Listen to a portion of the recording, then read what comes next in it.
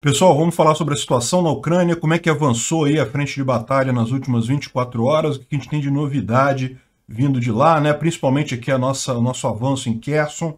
Vamos ver como é que está a situação. Essas notícias foram sugeridas por Escalou a Loba, Dona Fia e mais um monte de gente. Obrigado aí ao pessoal que sugeriu as notícias. Obrigado a você que está assistindo o nosso vídeo. Se você gosta do nosso conteúdo, por favor, não esqueça de deixar o seu like, de se inscrever aqui no canal, né?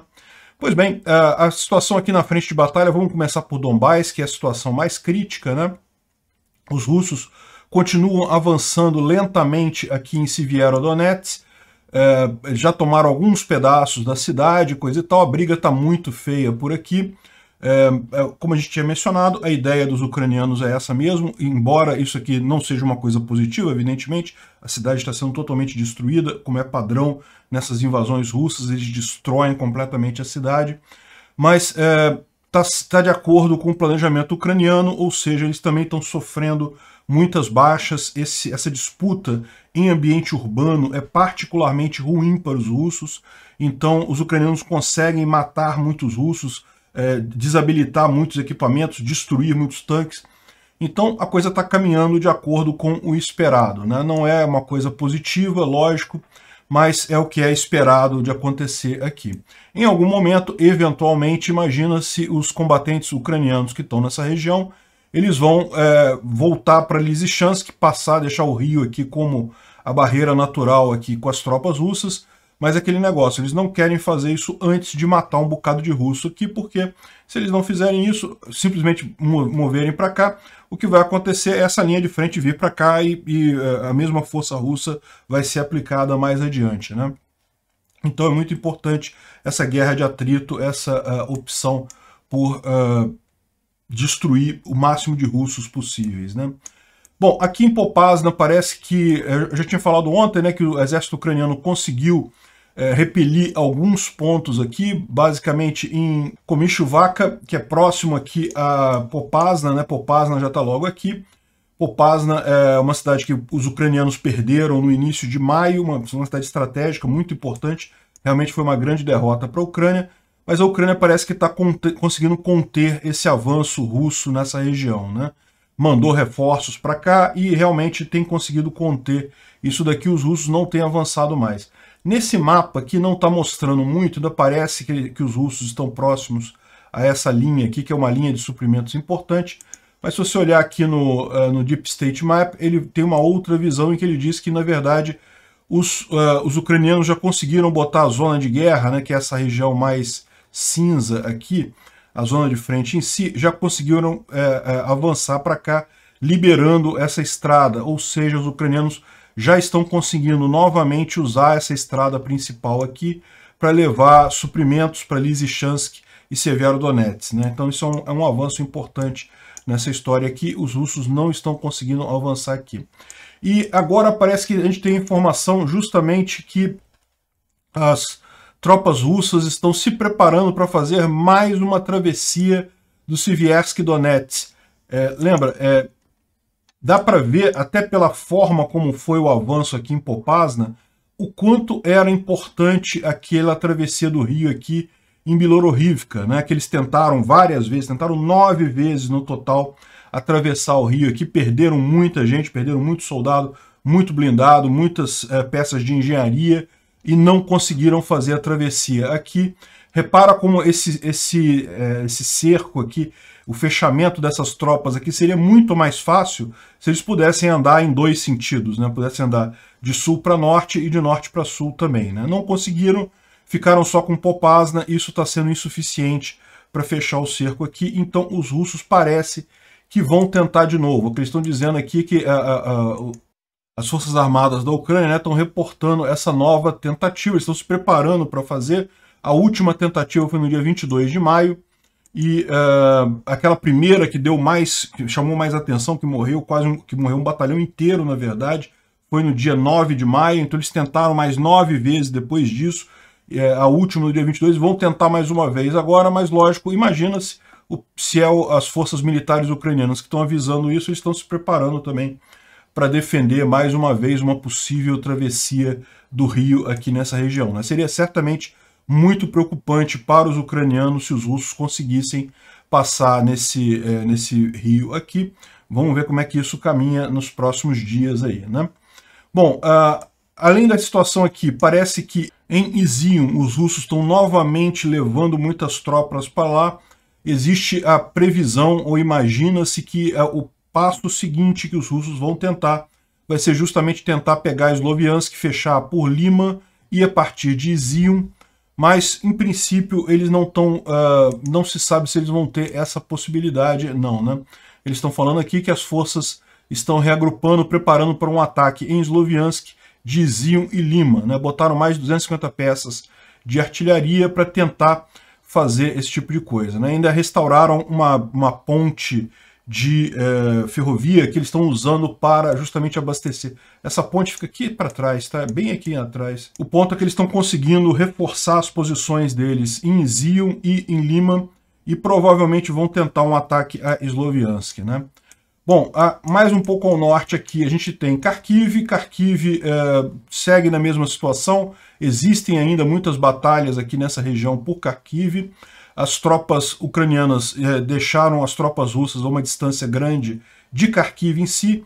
Então a cidade não está sofrendo, mas é lógico que essa região aqui ainda está toda sendo disputada, né? E um ponto curioso, ontem o Zelensky esteve aqui, né? Ele esteve aqui, visitou várias instalações militares, falou com generais, com soldados, com o pessoal que está nessa região aqui de Kharkiv. Foi a primeira vez que o Zelensky saiu de Kiev nessa guerra. Saiu de Kiev e veio a Kharkiv para verificar a situação aqui no fronte de Batalha Leste, né? Mas, enfim, não tivemos grandes mudanças aqui de ontem para hoje. Continuam ainda muitas disputas por aqui, né? Uma outra coisa que é importante notar, repara como é que tem um monte de ação aqui no norte, né, aqui nessa região, que foi uma região que os russos chegaram a ocupar uma época. Essa área que está toda num azul mais escuro aqui, foram áreas que os russos chegaram a dominar e acabaram retrocedendo. Depois foram atacados pelas tropas ucranianas e decidiram em determinado momento recuar, porque não estavam conseguindo fazer nada. Na verdade, o grande objetivo aqui deles era atingir Kiev, não conseguiram. Enfim, agora a gente está vendo também uma série de agrupamentos de tropas russas aqui em Kursk, na fronteira, próximo aqui a Sumy, na Ucrânia, né? E você repara que já há algum tempo tem acontecido muito bombardeio por aqui, coisa e tal. E Kursk está aqui, ó. Então os russos podem estar pensando em fazer uma nova tentativa de invasão dessa área, né? O que a gente tira disso? Aquilo que eu falei para vocês. Os russos sabem que não conseguem manter sequer esse território que eles estão pegando aqui no sul agora. O que eles querem é ter alguma moeda de troca para isso, né? Então, esse tipo de mobilização atinge, na verdade, dois objetivos. Primeiro, evita que os ucranianos possam mandar muitas das tropas deles para a frente de batalha. Eles têm que manter um grosso de tropas aqui, porque existe ameaça de invasão. E segundo, você tem uma moeda de troca com a Ucrânia para tentar, eventualmente, chegar num cessar-fogo, que a Rússia vai precisar disso. Ela sabe que ela não consegue manter essas áreas que ela ocupou por muito tempo, né? Ela consegue manter apenas se ela mantiver todo o exército lá, e isso é muito caro para ela. Então, para tentar chegar numa estabilidade, ela precisa de um cessar-fogo, e essa é uma forma dela tentar negociar isso, né? Olha só, vou invadir aqui, se você não me der um cessar-fogo aqui, eu vou voltar a invadir aqui em cima. Mas eles não conseguem, eles não têm capacidade mais para isso. O mais provável é que fique só na ameaça mesmo, no blefe. E aquele negócio, tentar de vez em quando fazer um bombardeio para não deixar as tropas ucranianas serem deslocadas para a frente de batalha, né? Então essa é a situação. Aqui no restante do fronte aqui em Zaporizhia não teve nenhuma grande mudança. O que a gente tem de novidade é, de novo, a gente já falou ontem sobre o início da ofensiva ucraniana aqui em Kherson, né?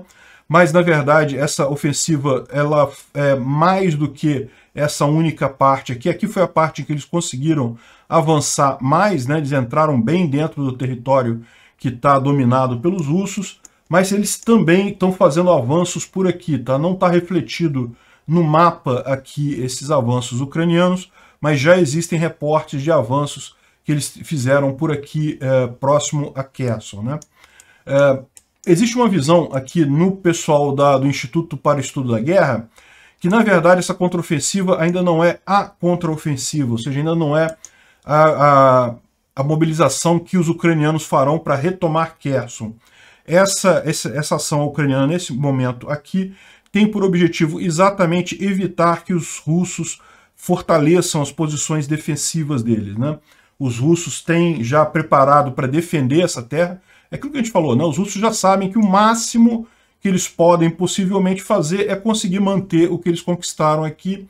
Para eles isso já seria muito bom, na verdade, né? Avançaram para caramba, pegaram um bom pedaço do território da Ucrânia, mas eles sabem que não conseguem manter isso a não ser que tenha um cessar-fogo. Então, uma das coisas que eles estão fazendo é justamente tentar cavar trincheiras, fazer posições defensivas, criar fortificações e tal.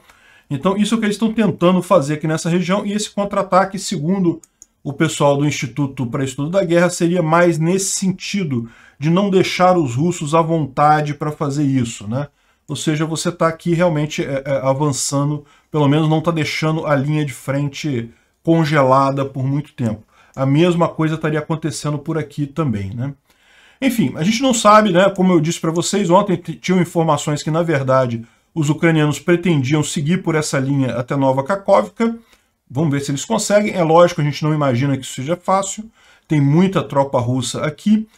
Em Bruskiensk, os russos já estabeleceram uma posição defensiva aqui, então para os ucranianos tomarem essa região, eles vão ter que disputar, não vai ser fácil.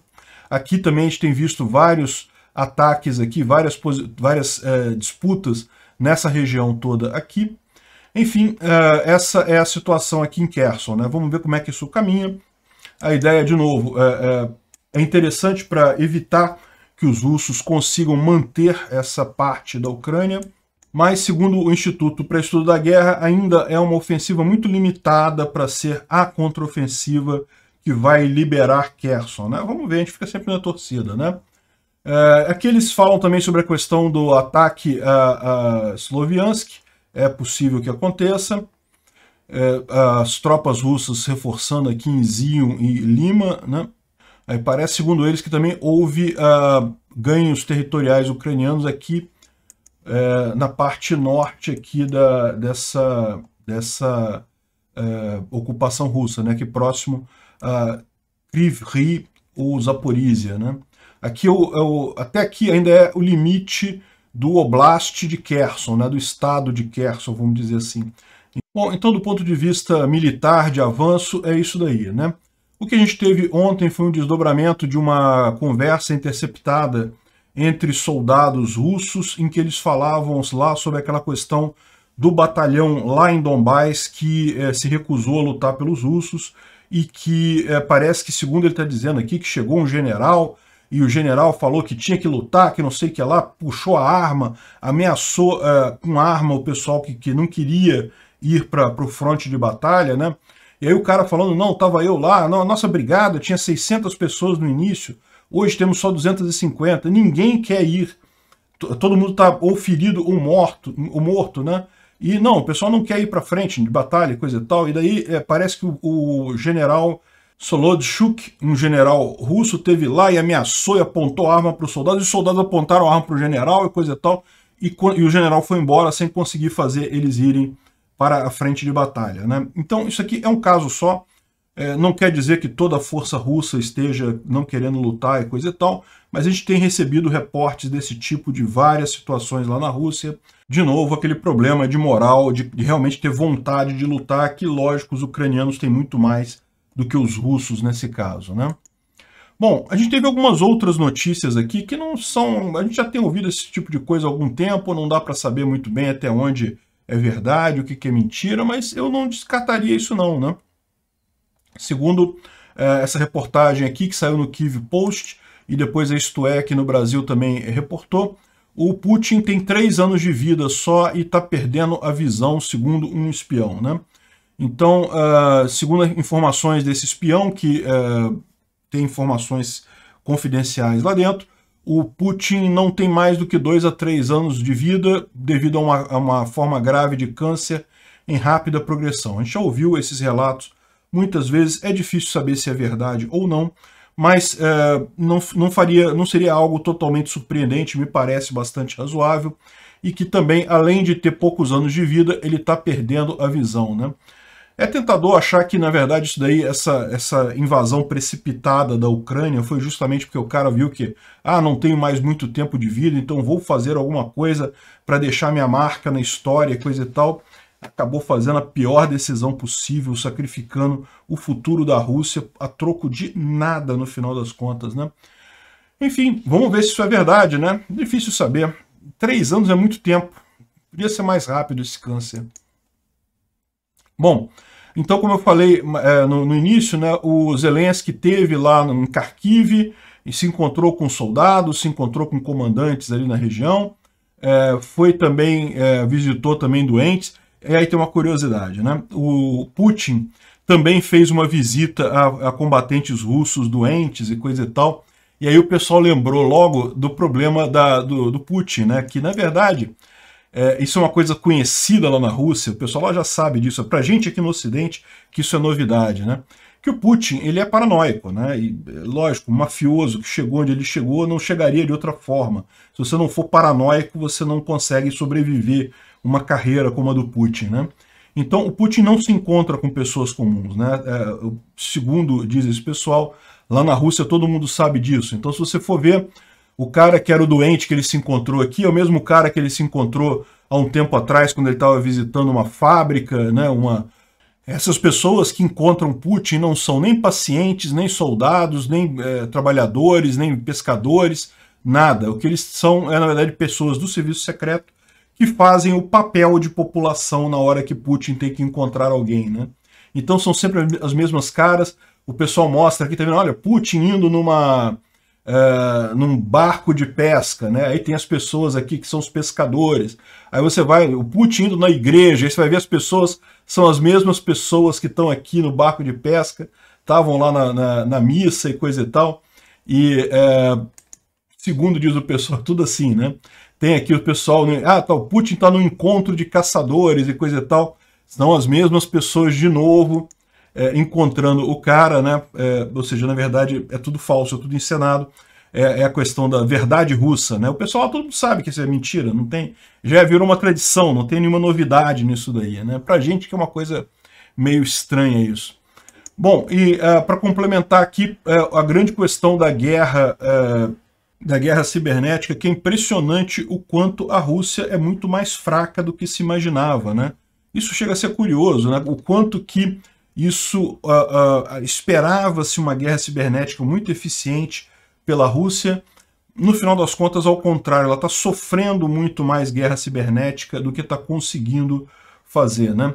A Rússia está vazando dados como uma peneira, é a manchete aqui, está mostrando a quantidade enorme, a gente já falou sobre isso, a quantidade enorme de documentos, de informações sobre as Forças Armadas russas, sobre o governo russo, que já está disponível aí em blogs na internet. O pessoal do Anonymous conseguiu bancos de dados enormes sobre esse tipo de informação, e a Rússia está sendo hackeada numa escala sem precedentes.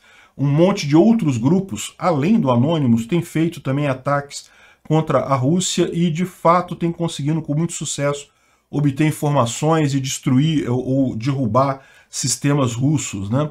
Então é realmente muito engraçado isso, o quanto a gente achava que a Rússia era forte nessa área de ciberinformática, de ciberguerra, e no final das contas não parece que eram tão fortes assim. Talvez o grande problema aí foi justamente a questão do motivo, né? Claramente essa guerra da Rússia na Ucrânia é uma guerra idiota, uma guerra que não tem sentido nenhum. A Rússia não foi atacada de forma alguma, não era ameaçada de maneira nenhuma, então claramente é uma guerra que não tem justificativa. Isso acabou unindo as pessoas do resto do mundo contra a Rússia, né? Então é isso daí, meu amigo. Esse é um problema da era da informação descentralizada. Você tem muito mais opções, a informação corre muito mais rápido, mas não é mais os centros de informação que formam a cabeça das pessoas. As pessoas vão olhar a situação e vão perceber por elas mesmas e vão se posicionar sozinhas conforme elas achem um lado ou outro lado correto. Então, no final das contas, é esse o problema do Putin, né? Ele estava fazendo uma guerra achando que a propaganda ia conseguir colocar ele como o certo nessa história, ou pelo menos como justificado nessa invasão da Ucrânia, e não conseguiu. Ele ficou no papel de vilão, e nesse papel ele e a Rússia vão sofrer bastantes aí nos próximos anos, né? Obrigado por assistir o vídeo até o final. Além de curtir, compartilhar e se inscrever no canal, considere se tornar patrocinador com valores a partir de R$ 1,99. Clique no botão Seja Membro abaixo para saber as condições e vantagens de patrocinar o canal. Mais informações sobre o nosso projeto, visite nossos sites indicados na tela.